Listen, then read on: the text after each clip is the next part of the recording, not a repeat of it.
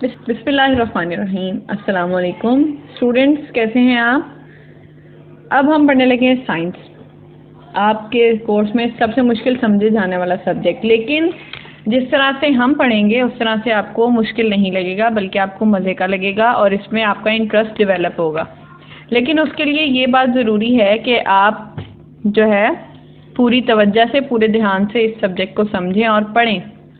तो चलें देखते हैं हमने सबसे पहले क्या पढ़ना है। हमने सबसे पहले जो अपना यूनिट नंबर 1 शुरू करना है उसका नाम है क्लासिफिकेशन ऑफ लिविंग थिंग्स, यानी कि जानदारों की क्लासिफिकेशन। क्लासिफिकेशन का मतलब ये है ग्रुपिंग करना, कैटेगरीज बनाना या ग्रुप्स बनाना, या उनको अलग अलग अलहदा कर देना कि इसमें ये प्रॉपर्टीज़ हैं, इस जानवर या इस ग्रुप की ये कैरेक्टरिस्टिक्स हैं, इस ग्रुप की ये कैरेक्टरिस्टिक्स हैं, इसके ये बेनिफिट्स हैं और इसके ये बेनिफिट्स हैं। ठीक है, कुछ बेसिस पे, मतलब जैसे बेस बना दे कि इस ग्रुप में जो है ये बेसिस हैं, यानी कि इसमें ये क्वालिटीज़ होंगी, इसकी ये शेप होगी, इसका स्टाइल होगा, ये होगा।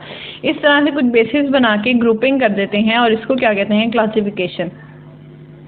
अब लिविंग थिंग्स मतलब हम लोग पढ़ने लगे हैं लिविंग थिंग्स की क्लासिफिकेशन, जिसमें सिर्फ जानदारों की पढ़ेंगे। जानदारों में भी बहुत सारी चीज़ें हैं, सिर्फ ये नहीं कि आपने living thing non living thing समझ लिया और बस।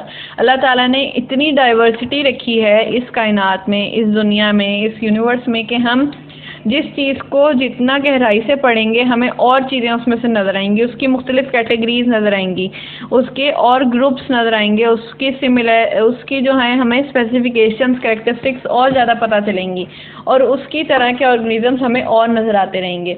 अभी भी ये जो हम क्लासिफिकेशंस पढ़ रहे हैं ये 100% जो है वो ठीक नहीं है, 100% प्रिसाइज और एक्यूरेट नहीं है।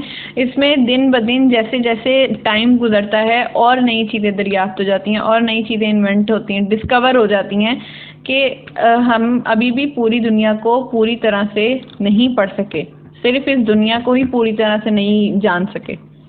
अब हम देखते हैं कि क्लासिफिकेशन है क्या। Categorisation is called classification. Categorisation जो है वो क्लासिफिकेशन कहलाती है। कैटेगराइजेशन का मतलब ग्रुप्स बनाना, ग्रुपिंग कर देना या उनको सेपरेट कर देना कि इसमें कुछ बेसिस पे चीज़ों को सेपरेट कर देना। Classification is a method used by scientist to order organisms into different groups. Classification एक तरीका है जो कि साइंटिस्ट इस्तेमाल करते हैं जानदार चीज़ों को और ऑर्गेनिजम्स को मुख्तलिफ ग्रुप्स में तरतीब देने के लिए। ठीक है, जब साइंटिस्ट या कोई भी बंदा ग्रुपिंग करता है ना किसी चीज़ की, तो उसमें बेस ये होती है कि वो उसमें बेस ये बनाता है कि इस चीज़ की ये खूबियाँ हैं, ये खामियां हैं। जिस चीज़ में ये खूबियाँ होंगी वो ग्रुप ए, मिसाल के तौर पे जिस चीज़ में ये खूबियाँ होंगी वो ग्रुप ए में डाल देंगे, जिस चीज़ में ये खूबियाँ होंगी वो ग्रुप बी में डाल देंगे, जिस चीज़ में ये खूबियाँ होंगी वो ग्रुप सी में डाल देंगे। ठीक है, जो हम इतनी चीज़ें देखते हैं ना, इसमें बहुत कम ऐसी चीज़ें होती है जिनकी खूबियाँ 100% सेम हो। बाकी किसी ना किसी में कुछ ना कुछ डिफरेंस होता ही होता है, जिसकी बुनियाद पे वो ऑर्गेनिज्म या वो चीज़ अलग होती है। ठीक है, जब हम ग्रुपिंग करने लगते हैं ना तो उसमें ये डाल देते हैं कि इन खूबियों वाली इधर आएंगी, इन खूबियों वाली इधर। उन खूबियों में उनका स्टाइल हो सकता है, उनका डिज़ाइन या उनकी शेप, कलर और उनकी जो क्वालिटीज़ है ना, मतलब ये खाता है, ये खाता है। जैसे हमने पिछली क्लास में पढ़ा है कार्निवोर्स, ओमनिवोर्स, ये भी क्लासिफिकेशन हुई हुई है। ठीक है, और हमने पहले क्या पढ़ा था, फ्लावरिंग और नॉन फ्लावरिंग्स, ये भी हमने पढ़ा था। और क्या पढ़ा था, और भी हमने बहुत सी ऐसी चीज़ें पढ़ी हैं जिसमें हमने क्लासिफिकेशन पढ़ी हो। अगर आप सोचेंगे और आप ढूंढेंगे तो आपको ज़्यादा अच्छी तरह समझ आएगी कि क्लासिफिकेशन क्या है। और आप उनकी अगर बेसिस देखेंगे ना कि अगर नॉन फ्लावरिंग और फ्लावरिंग जो है ये क्लासीफाई हुए हुए हैं, ग्रुप हुए हुए हैं, तो इसमें बेस क्या है, उनके फूल, किसी में फूल हैं किसी में नहीं है, इन बेसिस पे वो ग्रुप हुए हुए हैं। और अभी जो हम चीज़ें पढ़ेंगे उसमें भी आपको ये बेसिस कहीं ना कहीं मिलेंगी। अच्छा जी, अब अगर हम थोड़ा सा मैं आपको बताऊं क्लासिफिकेशन की हिस्ट्री के बारे में, तो क्लासिफिकेशन की हिस्ट्री जो है ना वो पुरानी है और इसमें बहुत से साइंटिस्ट ने अपना काम किया है। ठीक है, अब इसमें जो हमने पढ़ना है वो है 5 किंगडम क्लासिफिकेशन सिस्टम। ठीक है, इस 5 किंगडम क्लासिफिकेशन के अलावा 2-3 सिस्टम्स और है, जिसमें से एक 2 किंगडम क्लासिफिकेशन भी है और जिसमें से एक 3 किंगडम क्लासिफिकेशन सिस्टम भी है।